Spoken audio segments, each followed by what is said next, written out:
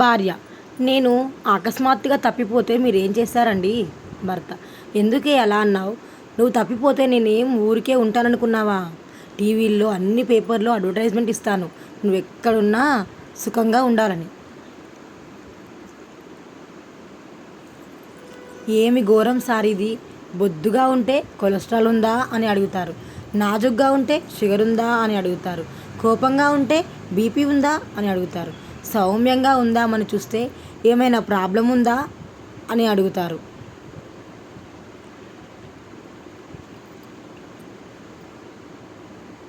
రమేష్: నిన్నెందుకు అరెస్ట్ చేశారు?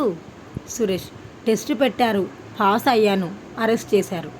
Ramesh: test pass అయితే అరెస్టా? ఏం టెస్ట్ ఏంటి?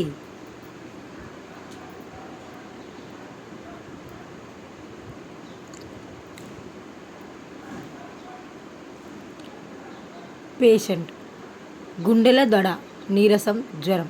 డాక్టర్: అవన్నీ మేం టెస్టులు చేసి తెలుసుకుంటాం, కానీ నీకేమున్నాయి? పేషెంట్: అదేనండి జ్వరం. డాక్టర్: ఎన్నిసార్లు చెప్తావు జ్వరం అని? పేషెంట్: అర్థమైందండి. 5 ఎకరాల పొలం, 25 తులాల బంగారం, 5 లక్షల క్యాష్, 10 లక్షల బ్యాంకు డిపాజిట్, అలా స్పష్టంగా చెబితే ట్రీట్మెంట్ స్టార్ట్ చేయొచ్చు.